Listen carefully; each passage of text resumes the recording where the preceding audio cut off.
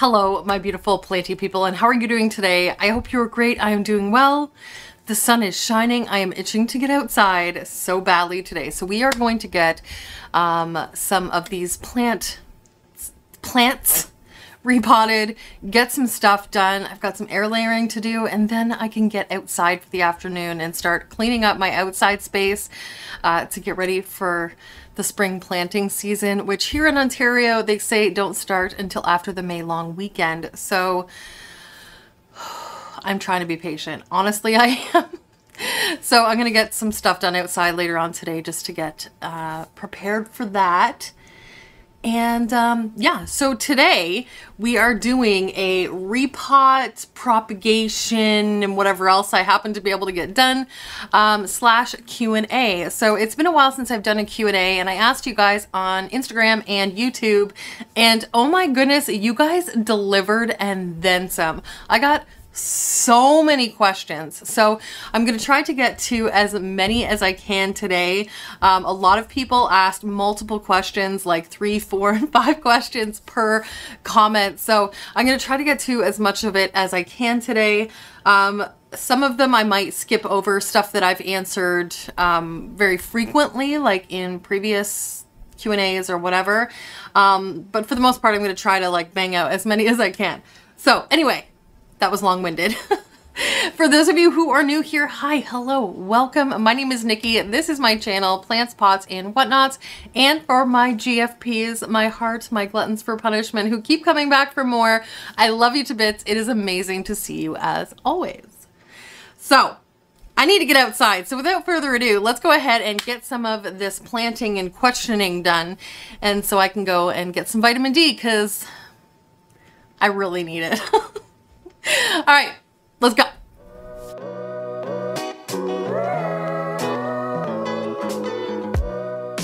Okay, we're gonna go ahead and get started here. The first thing I need to do is mix my soil.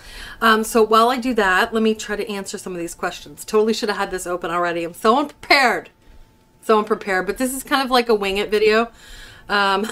Just so you know, I'm gonna try to get through as much of these as I can. Okay, question number 1. If you could only keep one genus of plant for the rest of your life, what would it be and why? Okay, well, you know what, honestly, it would have to be philodendron. There's no way I couldn't not have philodendron. They come in so many different kinds. You can buy philodendrons that trail, you can get philodendrons that climb. The large majority of philodendrons are so easy care that I think, and they come in a range of prices too. You know what I mean? Like, you can get philodendrons that are super cheap, things like, you know, the Hartley philodendron and philodendron Brazil and those types of plants. And then, you know, you can get all the way up to like, you know, the Spirit of Sanctity. So I think it's just a good all-around plant for anyone, really. And yeah, so it's definitely 100%, 150% philodendron. Okay, I got my soil in here. So this soil that I use is Fafford's. I love it. I always buy this if I can. It's a great mix. It has a lot of perlite in it already, but I like to add more because I just do. I like it having more drainage than most plants would probably need, but I'd rather do that than have root rot because it's not fun. So we're gonna go ahead and pour some.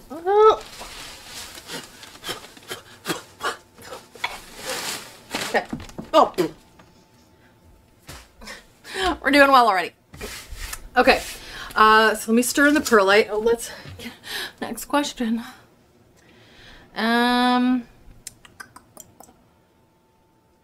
I would like to know where you got your variegated bird of paradise from. So actually, one of my plant friends does a lot of work with local nurseries and imports and stuff like that. And I had told her that I was looking for one, and she actually was able to source it out for me and pick it up for me, which was great. Now, this was a while ago. I don't know that you'd be able to get one that easily now.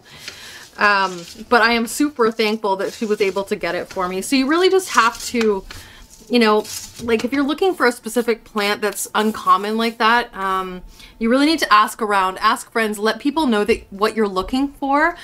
You know, put a post on Facebook or Instagram. Hey, if anybody happens across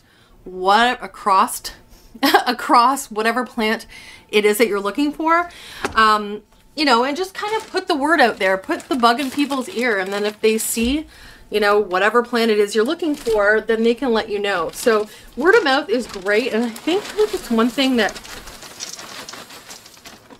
oh, now we're putting in bark. So here's my little tip for you. If you go and buy like orchid bark that's actually labeled for like orchids or plants, you're going to pay way too much money. So what I do is I use so this is the one in this size. Now I buy 3 different sizes of barks. So this one's like a medium. If I'm doing like a really large plant, I would probably go with the chunkier one, which has bigger pieces. So this is how big. Can you see that? Let me get my face out. So that's the size of this one. And for a lot of the plants that I'll be doing first, this is a perfect size. So rather than going and buying orchid bark, I use the reptile bark because for one large bag like this, I would probably, it's probably like half of what you would pay for like an orchid bark that was designed for, it's so funny how they can do that, right? They shouldn't be allowed. Anyway, so I'm going to go ahead and mix that in. What was the question? Oh, yeah, I already answered that. I'm going to try to keep up on this today. I don't know how it's going to go. Okay. So yeah, that's where I got it from. I know that's not super helpful for those who are looking to buy one. I can't tell you go here and buy one. It just happened to be, somebody had one. It happened to be up for grabs and I was able to get it. So, okay. Next question. So there's multiple questions in this one. So first question, where do you buy your rare Hoyas? Well, I've actually tried not to buy Hoyas recently because I have one shelf dedicated to Hoya and it's full. And honestly, my heart really is with aroids. If I'm being totally honest, I do like Hoya, and I do like the ones that I have, but they're not something that I'm like after. Do you know what I'm saying? Anyway, that wasn't even the question. So where do you buy your rare Hoyas? So there are a few places. If you are in Canada, I can't really speak for anywhere other than Canada. I'm sorry as far as purchasing anything goes. Okay, I can't get down there any further. So there's quite a few places that sell really nice Hoyas. Some of the ones that I usually buy from, or I have purchased from in the past. So Crystal Star Nursery is a great place. They have a lot of uncommon Hoyas, a lot of different varieties. Plant Haven Toronto as well has some amazing Hoyas and they're so super sweet. Who else has Hoya? So those are the top 2 off the top of my head. I'm sure there are others and I can't brain too hard about it right now. It's the thing.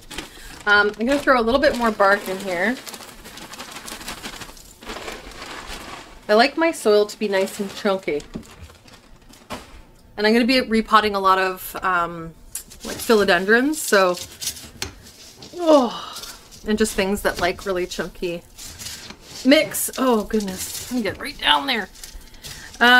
Anyway, yeah, so those are a couple great places. There are other places here in Ontario that do have Hoya. I'm trying to think. Rad Plant Shop has some. Oh, I have just been through 2 batteries. One died, and I switched it, and then talked for about 10 seconds, and the battery died again. Thank God I have 3 now. So the other 2 are on to charge. Hopefully this one doesn't just go, it says it's full. We'll see. Anyway, so yeah, Rad Plant Shop, Sweet Life Flora, I know there's so many others. Okay, that's all I can think of off the top of my head. And I don't want to spend too long on each question because there's quite a few. Okay, so I think this soil is mixed up enough. Let me consult my next... Apparently it doesn't like the soil on my finger. Okay, 0.5. Okay, the next question, this one. What are your most difficult houseplants that you struggle with consistently? Oh, that's a good question. Okay, I'm gonna tilt the camera down here and we'll get to the first plant that I have to get repotted. I'll explain about that and then I will answer that question. Okay, so the first plant that we're gonna tackle here, I'll just explain about this plant first and then we'll move on. So I actually took my Variegated Billietiae out of my cabinet yesterday. So it has started to put out these solid leaves again. I'm really hoping we don't have to cut this, but so I wanted to take it out of the cabinet just to kind of give it a different space to be in. I'm going to give it some natural sunlight, so I'm going to put it in my front window and we'll see, because sometimes natural light and artificial light really don't do the same things for plants. Now I know that may sound obvious, but natural light has things in it, you know, like vitamin D and, you know, different things that would affect us that an artificial light doesn't offer. So I'm going to try and see if I can bring the variegation back again, because I'm telling you, if I have to cut this thing again, it's going to be a really stressful situation. Anyway, so we're going to repot her today into a terracotta pot and get her on the shelf. Okay, so that's the plant. So back to the question. What was the question? Oh, difficult plants. Okay, so ones that I struggle with constantly, I would say, so the varicosum is one that I struggle with constantly, but that's not because the plant itself is difficult. The plant itself is actually not very difficult. Now the difficult part is that that plant is notorious for getting spider mites. If you talk to anyone who has had a varicosum for any length of time, they will probably tell you the same thing. I think it's the thinner leaves. I don't really know what it is, but they absolutely love them. So that plant, just know if you want to get a varicosum, be prepared. Holy shite. Well, that's interesting. What is up with this soil? The roots look good though. Anyway, so just know that if you want to get a varicosum, there's something funky. It's like white. I don't like that. This soil is going by way of the dodo. Ew. Anyway, so know that if you're going to get a varicosum, be prepared to treat it consistently. And I think that's one thing that that a lot of people may not realize when it comes to treating your plants for pests, is that you can't just spray it once and be like, phew, thank God that's over. You really need to be consistent. Example, every single time I water my plants, and you know, I know this isn't feasible for everybody, but if you can, this is a huge, you know, I guess plant tip. There we go. The roots look okay. Not bad since I cut her. She's gotten a lot more roots. Okay, well, where's my bucket? I have like a, hold on. I need to get my garbage bucket. Okay, so I have this big Home Depot bucket, and when I'm doing plant chores, I basically just toss all of my like extra old soil, old moss or anything like that in here, and then I just sprinkle it outside in my backyard, like in my gardens or whatever. Waste not, want not, you know what I mean? And for the amount of stuff like this I go through, I want to use it if I can. So it all just goes in here, all the compostable type scrap, and then it gets reused outside.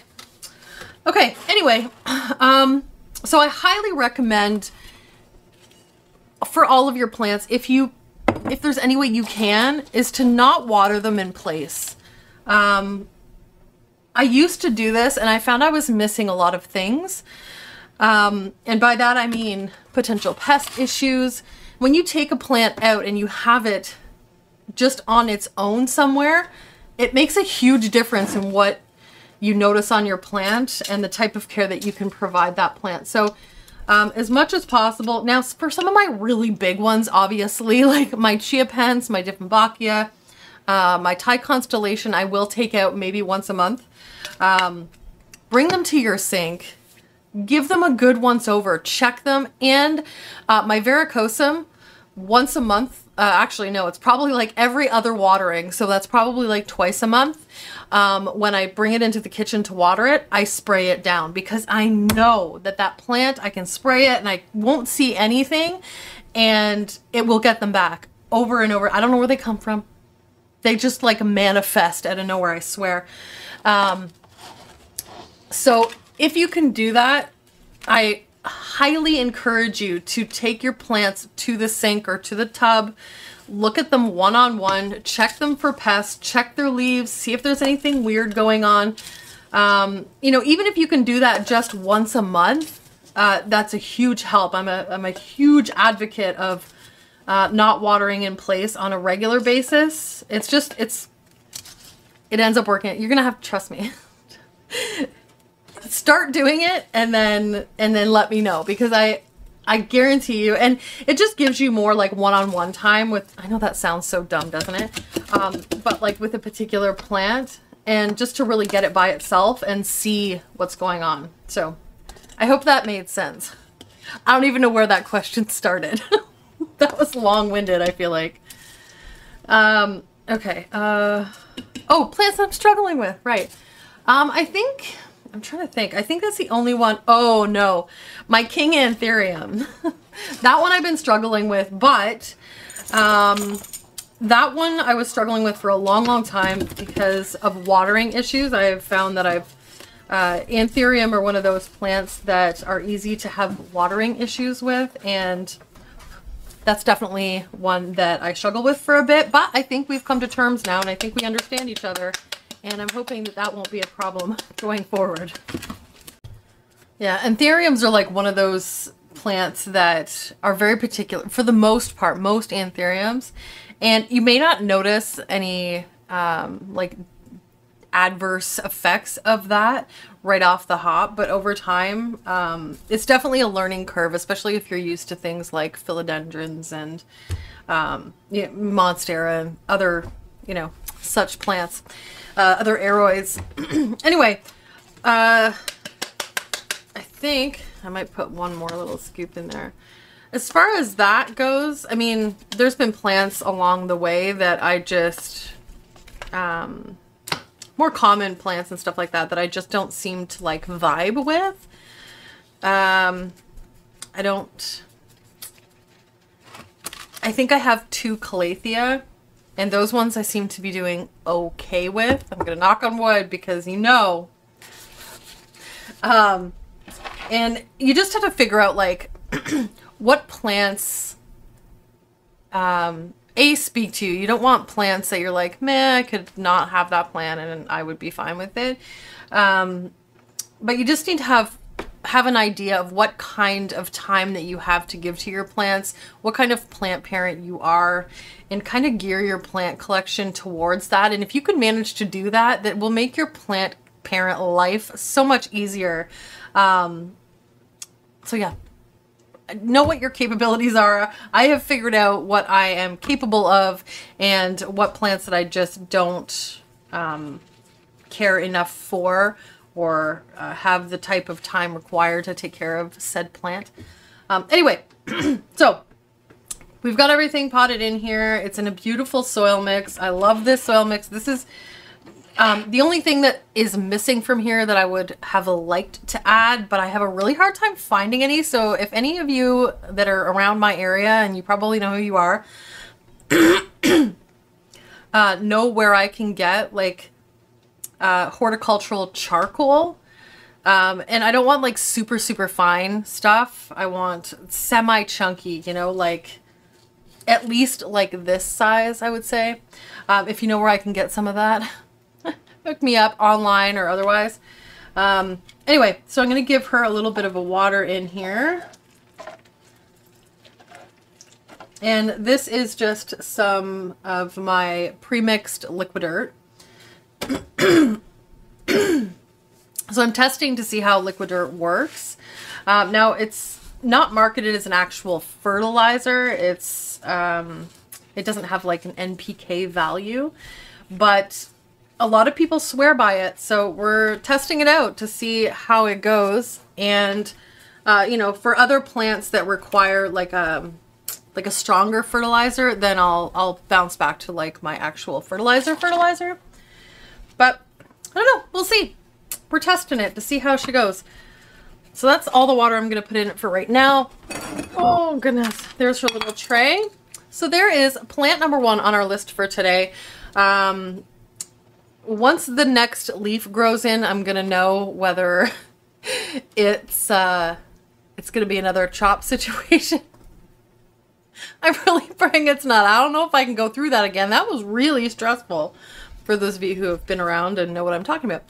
Okay, let me put this guy away and we will move on to the next planty thing that I need to accomplish today. Okay, before I answer the next question, I want to show you guys this because I've been using this for a bit now.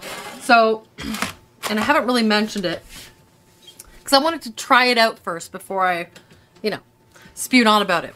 So, this is my less than impressive Homalomena Selby. We were on the struggle bus, this plant and I, because, so my peace lily, who you can just see off camera here, is a very thirsty lady. She requires a lot, like a large volume of water on an ongoing basis. I would say I water that plant at least every 3 days, and it's in a 10-inch pot.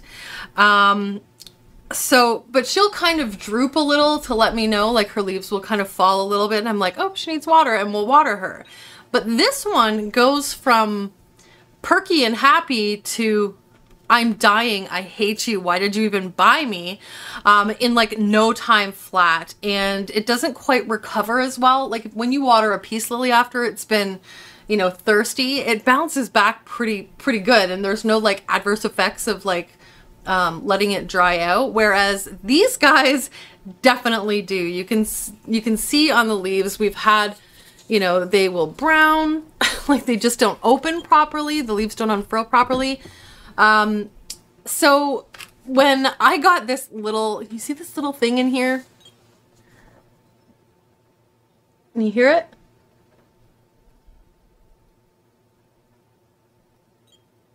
You hear that little chirp? Okay, so this little gadget is called Quench. So this is a Canadian company. It's just a little startup business. They are launching officially mid-May, so somewhere around soon, I believe. But it's just a little stick. I'll show you what it looks like up close. It's covered in soil. So let me, I can't do 2 things at once. Okay, so this is the little stick. It's called Quench. It has these 2 little sensors or probes down here at the bottom. And if I clean it off, you can see it's got markings there.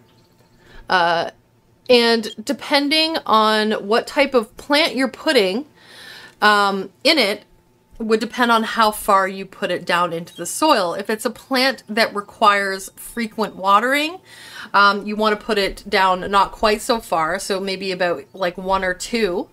And then if it's a plant that doesn't require water as often, you would put it all the way, you know, like down here, so that it doesn't register until the water level drops lower.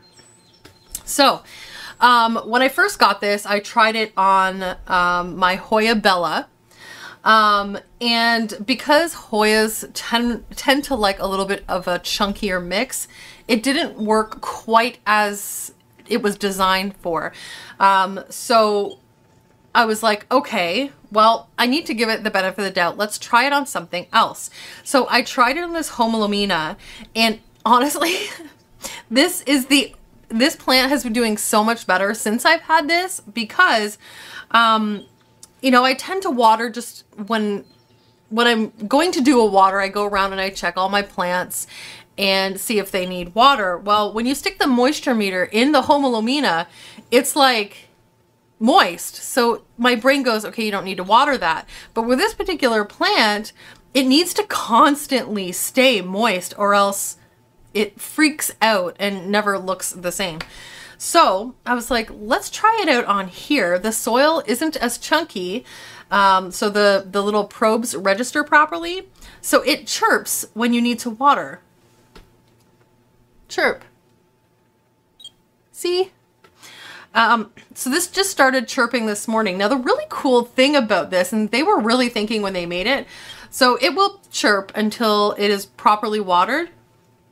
And this thing has a sensor so that at night, maybe you don't get around to watering during the day. I've had this chirp for like 2 days just because I was so busy and I just didn't get time to go water it.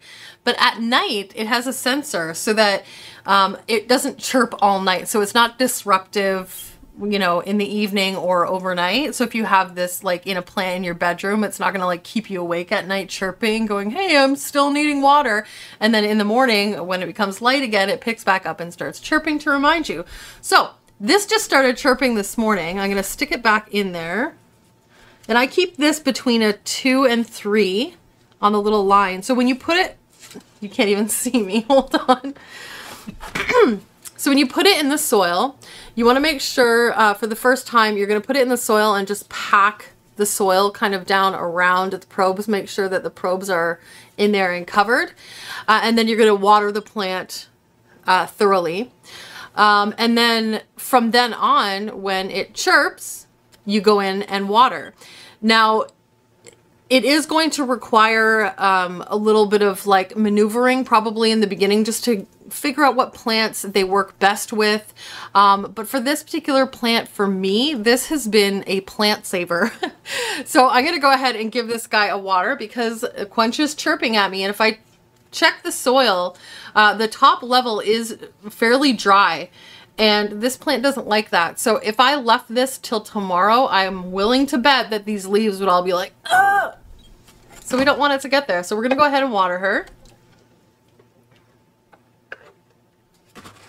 And then we let it sink down in there. And we're going to give her a listen.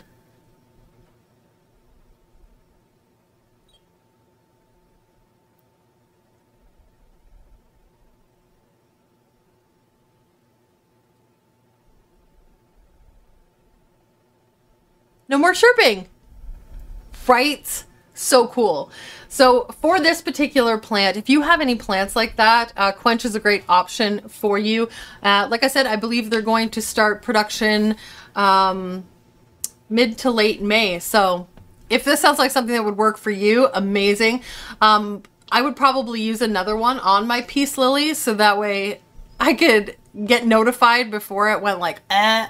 But yeah, super fun little gadget, and I love that, again, they're made in Canada, and it's just a startup company by this couple who just wanted to find a better way to, like, you know, water plants and notify you. It just makes life easier, and for me, even though I have, like, watering down pretty well for the majority of my collection, this one was always, like, an enigma. So, anyway, we've solved that, and this guy has been doing so much better since, so just wanted to show you guys that. That was really long-winded. I'm going to go put her back, but that was a plant chore I needed to get done because it was yelling at me. And then we'll move on to the next one.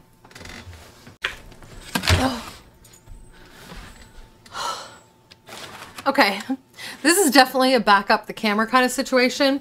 But, so this, can you tell what it is from here? If you said bird of paradise, you would be correct. If you said variegated bird of paradise, if you said variegated bird of paradise, you would be even more correct.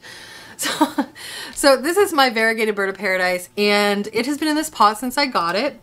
I have been finding lately that this is where observing your plants is so important. I've been finding lately that this is going through a mass amount of water. It's drying out really quickly.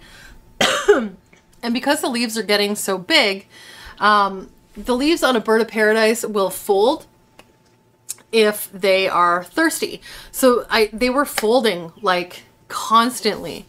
And so I think it may be time for a repot of this guy. So we're going to pop it out of the pot. I'm going to check the roots, and I got a big, huge, hold on, let me show you.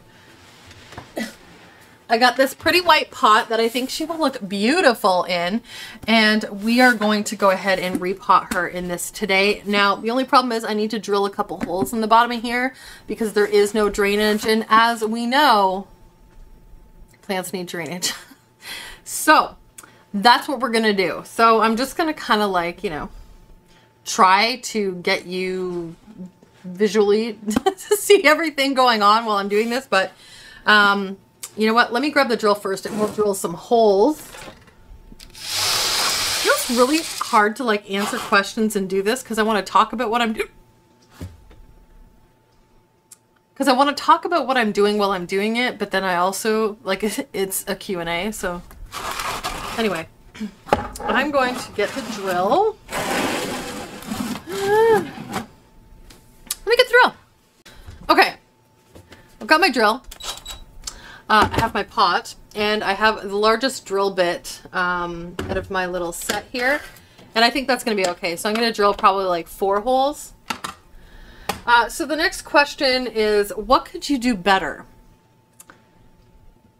Like, in life? Because, like, nobody has that long. I'm assuming you mean with my plants and my plant collection.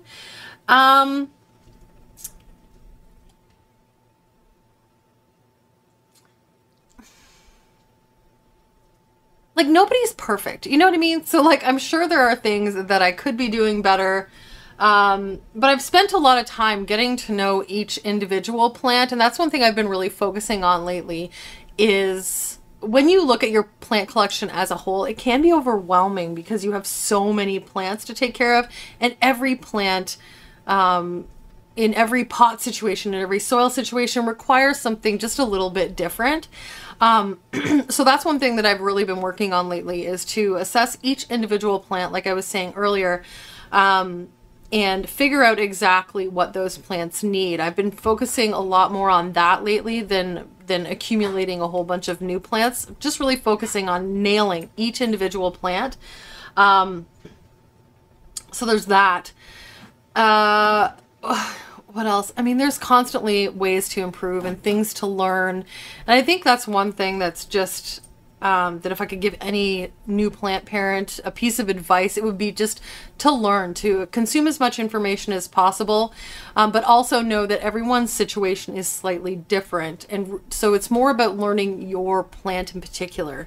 But it's really great to get a good base down. So like, you know, read books, watch videos like mine. Shameless plug. Hold on. I need to drill some holes here.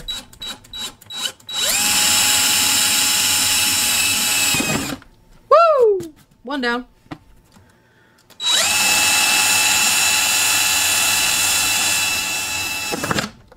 Two down.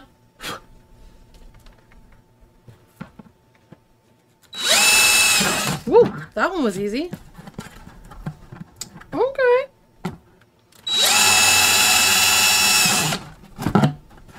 There we go.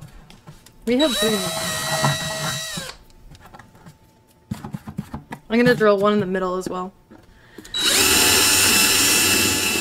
Woo!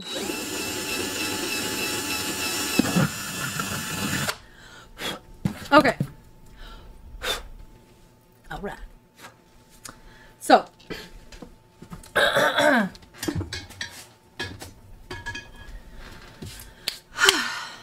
Alrighty.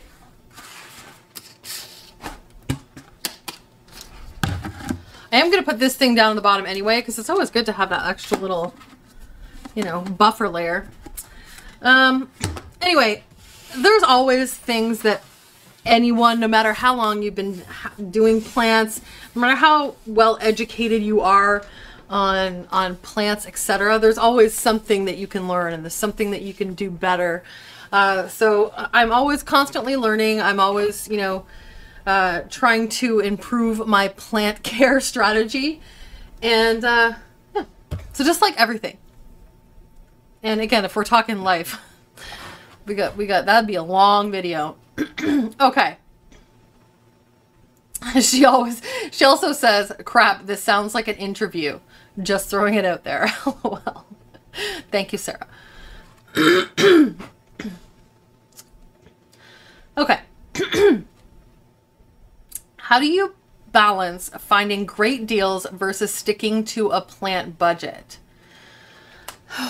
Okay, so hold on. We need to get this guy out of here. Now, I'm a little gun shy at this point because if you follow me on Instagram, you may or may not have seen I was repotting my philodendron tortum the other day, and it had a very, very small stem down near the base of the plant. And I honestly wish I caught it on video so everybody could cry along with me. But so this plant was pushing 3 feet tall. It was beautiful, huge. And I was getting it out of the pot, and I had the plant leaning on a pot to support the top so that the stem didn't snap. And I'm not even sure like the sequence of events that happened to get me to the point where, but somehow it slipped. It slipped out of my hand, and the root ball fell onto the table, snapped the stem right at the base of the plant, and then the root ball and a leaf, here it is, fell on the floor. So I had soil all over the floor. I had the rest of the plant in my hand. It was a sad, sad situation. So what I tried to do, or what I did, was I took a couple cuttings off the bottom where the stem was thin, because I don't want to have that same situation all over again. So I just cut a few cuttings. I think I have 3 or 4 of them. I put them in perlite in my greenhouse, and then I took the top part of the plant, put it in soil, watered it in really well. I stuck it on a pole, and I'm hoping that it will just reroot in soil. I'm trying a lot more of that actually lately, or I'm going to be trying a lot more of that, rooting in soil as opposed to in a different medium. And the reason for that is because why would you see, and here's the one thing, I know there's a lot of people that root in water. Totally fine. Everybody, you know, if it's working for you, you do you, boo, you know? But the method of thinking is when you root in water, you're creating a different type of root or root system than would be created in soil. So if you plan on ongoing having that plant growing in water or a water type substance like leca or pon, then that's fine. Now, in my personal opinion, this is strictly in my opinion, I don't feel like leca or pon is a great long-term solution, or long-term growing media. Now, that's totally me. Totally me. So don't come for me. I'm allowed to have my opinion.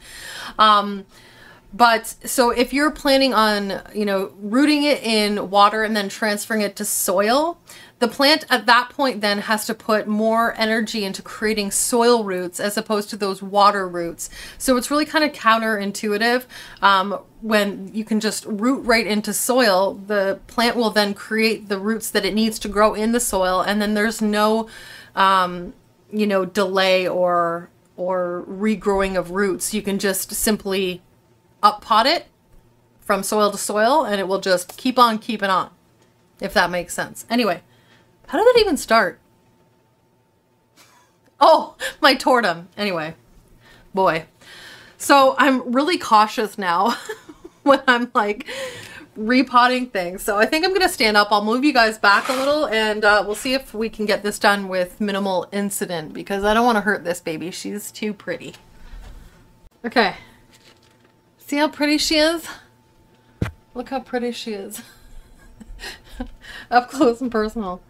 Okay, so I'm going to have to loosen around the sides here, because I just tried to, when I thought the camera was rolling, but it really wasn't, I tried to like pull her out and she was in there pretty good. So I'm going to use a butter knife and just kind of like go around the outsides. Can you see that all right? All right, so while I do that, I'll answer the next question. Did I even answer the last one?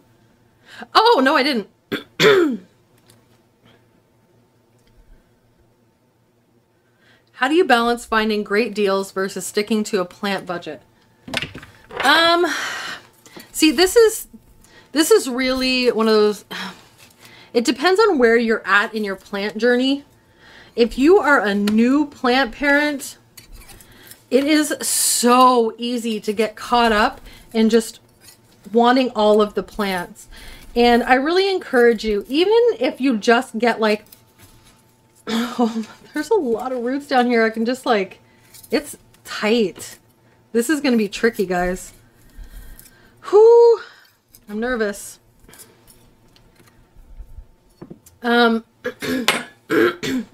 If you can manage, try to stick to like one plant from each genus in the beginning, so you can kind of figure out what you like, what you don't like, what works in your home and what doesn't. Oh, okay, okay. Good girl. Oh, all right, we got roots. So there is my, let me see if I can show you. Can you see that? It was time. Wait, okay. Didn't put soil in the other pot. Well, we'll set her back in there. I'm gonna dump this soil.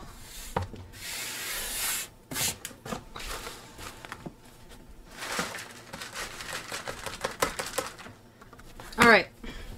I may actually need to make more soil. Okay, so as I was saying, you know what? I'm just gonna dump it.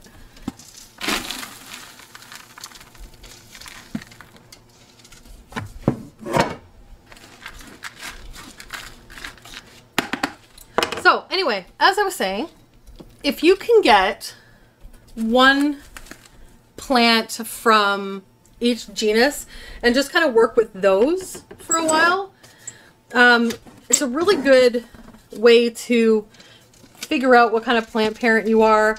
Like I said, figure out what you like and what you don't like, and that way you're not spending a whole ton of money on plants that you potentially are not going to like. You know, in, oh, that was on the table, not in the bucket. In a year from now, in a month from now, it's going to save you money. It's going to save you heartache, because, I mean, nobody likes killing a plant. And if you're not super into that particular plant, you know, you're not going to care as much about it. You're not going to take as good care of it as you would if it was a plant that you really, really liked. So that's for like newer plant parents, just because it's really easy to buy like everything. But I wouldn't necessarily, obviously you want to spend within your means. And a lot of first-time plant parents don't. You know, a lot of people end up going into debt, and especially when you get into the more uncommon varieties, it is extremely easy to do. I need to mix more soil. I need a new bag of soil. Hold on. Okay. Starting to think I should have bought more bags of soil.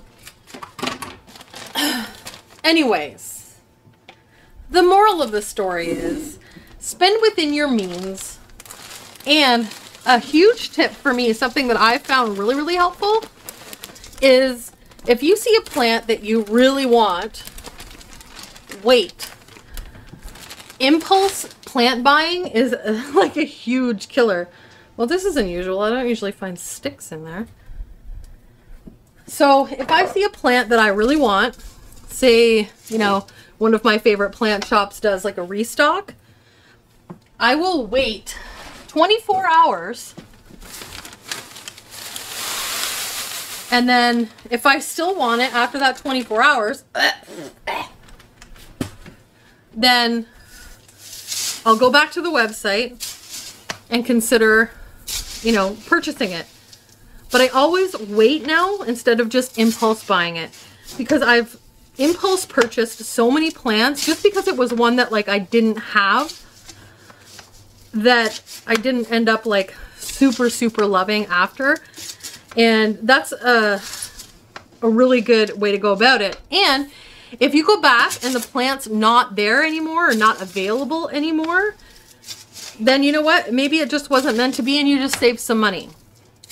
And then if it, you know, if you find out after that, if you're really bummed out and it's still one that you really want, then at least you've taken the time to really think about that purchase. You know, you may not see it for another couple weeks, but it's giving you the time to consider. And maybe by the time you see it again in another restock, the novelty of having that particular plant may have worn off, or maybe you find one that you find one through a trade or something.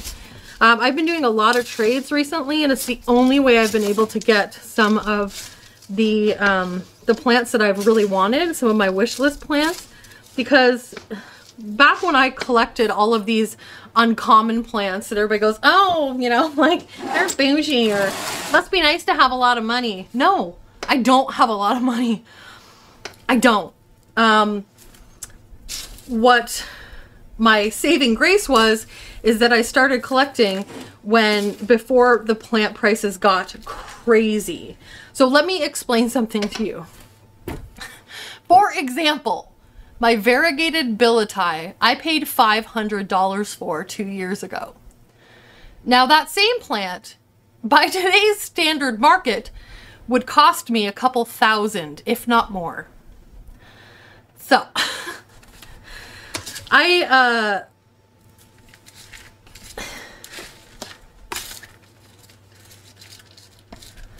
So in today's day and age, and the way the plant prices are right now, you know, that wait and think on it method definitely has helped, and I think it will help you too if you're a person that struggles with trying to you know, keep your plant purchases in check. I'm really horrible at talking and doing this. I just figured this out. This is why I don't do many Q&As. But we're getting there. She's getting filled in. She's gonna feel so much better, and she's gonna grow more. She's gonna put out more leaves. She's got room to stretch her feet out. Anyway, yeah, so the weight method is a great way to budget a little bit better. And in the meantime, you can, like I said before, put the word out there, see if anybody has a line on one. Also, another way to find better deals is to compare pricing. Anytime I go to purchase a plant, regardless of where I'm purchasing it from, I always will go on like a little Google search or check on Facebook Marketplace, and I'll type the name of the plant in and see kind of what the going price for a comparable sized plant is, or a comparably variegated plant. You can find, for example, let's take the Pink Princess for example. You can go online and find a low variegated Pink Princess for like 50 bucks. However, if you want one with like decent variegation, it might cost you a couple hundred. So do your research, look around before you just hop on a plant. And that was long-winded. I suck at this, guys. Okay, I'm gonna give her a little bit of a tap here to settle things down. Make sure she's all in there nice. We'll give her some water. Oh, it is so satisfying to get a plant repotted like this that you know is just gonna thrive after. She probably needs a little bit more than that, but we'll give her that for now. She still had some water in the root ball that I put in there, so I don't want to overdo it. We'll give that to her for now and see how she likes that. Okay. That's, by the way, totally unnecessary. Just do it. All right. I'm not doing a good job at answering these questions. I'm really not.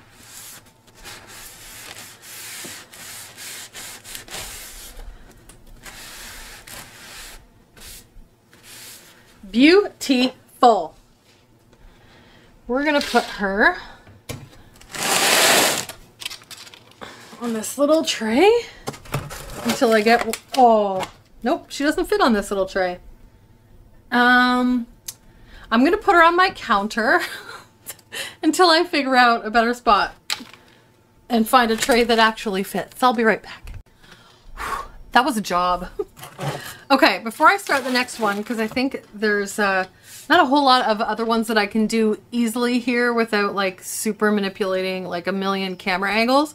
So I'm going to answer a couple questions just while I'm sitting, and then we will tackle this pothos here that I want to put on a taller. It grew right off the top of the moss pole, and the whole reason I wanted it on this moss pole was that I could have this giant golden pothos, and the variegation on this pothos is beautiful. Like, it has the most beautiful variegation, and so I want to get it, you know, totem tall with these big beautiful variegated leaves. So that's the plan for this guy. So I'll answer a couple questions here because clearly I am not able to do two things at once. I can like multitask everywhere else in my life, but I cannot like do something and like try to think and answer questions, obviously. Where were we? So I hope, Stephanie, I hope I answered that plant budget question. I'm sure I was a little all over the map, but I hope you guys kind of took at least some of that information and were able to make sense of it. Okay. Houseplant Heather. Aw, Heather, hi. She wants to know, what is your #1 plant that you've ever owned, current or past? So she has a couple questions. So let's answer that one first. You know what? I get asked this question, as I'm sure we all do all the time, is what is your favorite plant? And honestly, I cannot pick one. I know everybody's like, I couldn't just pick. No, I really can't. I mean, I have they're all my favorite. I wouldn't own plants that I didn't love. You know, I'm at the point in my collection where I've really kind of, like curated it to plants that I love, because otherwise I would just have, I mean, you wouldn't be able to see like floors. I wouldn't have furniture. Like, it'd be a problem. So like all of my plants are my favorite. I really don't think I could pick just one. I mean, plants are special for different reasons. Some have a sentimental attachment that I've received as gifts from friends. A couple plants I've received for some YouTube milestones that are really special. And so I think I would just be doing a disservice to myself and my plants if I were like to pick one. I apologize, Heather. I cannot answer that question. You guys let me know. Let me know. Are you like that? Can you pick just one plant? I'm curious. Is it just me? I don't know. Do people have a favorite plant? Let me know down in the comments if you have like a #1 favorite plant. I want to know. Okay. Heather's next question. How did you meet Jordan? So Jordan and I met 15 years ago, I think, through a mutual friend of ours. We were best friends. I was in a relationship. I was married, and we were just best friends, like in our little social circle, for a long time. Like, no, you know, romance there at all. Totally not interested in that regard. We just were like the same person. And when it had hit a point in both of our lives where we were just in kind of the same place at the same time, available, whatever. And Jordan had told me that he was interested in me, and which totally floored me. Like, I think I didn't give him the response that he was expecting. And I was really shocked because I just never thought of him that way. And so, you know, we gave it a shot to see if it would work. It was a little touch and go there in the beginning because it was hard to switch your brain from like somebody who's been a friend for so long to more than that. But honestly, I'm really glad that I did, because we just get along so well. And yeah, so that's how we met a long time ago, through a mutual friend. Okay, I hope that was a good enough answer. There's a lot more to that story, but that's the Cole's Notes version, if you will.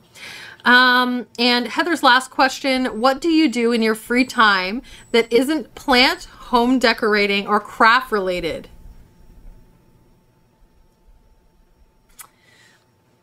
I don't have any more free time. Truthfully speaking,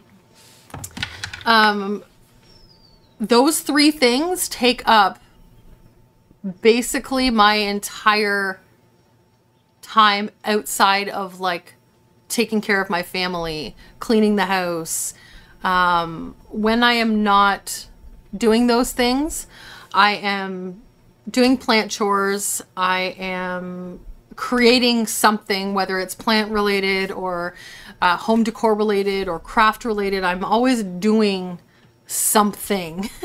Even when I'm sitting down on the couch at night and it's like relaxed time where we're watching TV, I'm answering comments. I am working on content for the next day or the next week or whatever. Now, I mean, those are my three big ones for sure. We do also have a trailer. I love to go camping in our trailer, but unfortunately with COVID, we have not been able to use our trailer or go out camping for the last 2 seasons. So that's a huge bummer. It's a trailer that we're still paying off and we haven't been able to use it, which has been really unfortunate. I absolutely love camping. My whole family does. And so that's been really difficult. Thank you, COVID. If everybody could just get their shit together, that would be great. Anyway, so those are the major things. You know, I have other hobbies that I like to do, but honestly, I just don't have time. I love to read. I haven't had the time to do that. And I suppose we make time for the things that we love, but honestly, it's just a priority situation. I would rather be working on creating content for you guys. I'm really passionate about plants and crafts and home decor and that kind of thing. So that's kind of where the majority of my energy goes. Yeah, so hopefully that answered your question. So let's go ahead and get this situated and then I'll answer another question.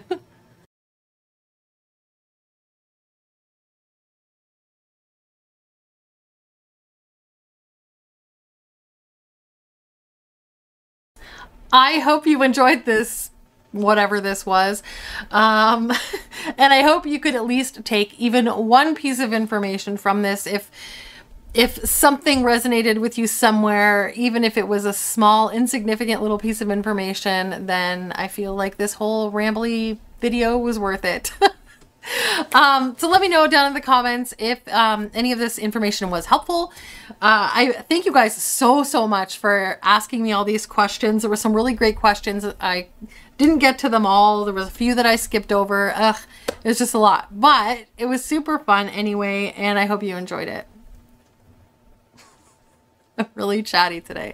Okay, I'm gonna go ahead and wrap this up. Thank you guys so much for liking and watching and commenting and subscribing. If you're not subscribed already, please consider doing so. It is a huge help to my channel and I really do appreciate it. Also, follow me over on Instagram at Plants, Pots, and Whatnot. It is always linked down in the description, as well as my email if there's anything that you would like to email me.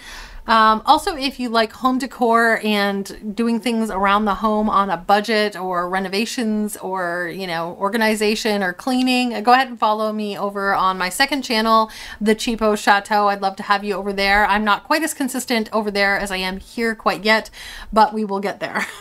Baby steps. Anyway, okay. I love you guys so much. And I'm going to say goodbye. So have an amazing and wonderful day, night, week, month, and year. I love you all to bitty bits, and I will see you in the next video. Okay, bye. Mwah!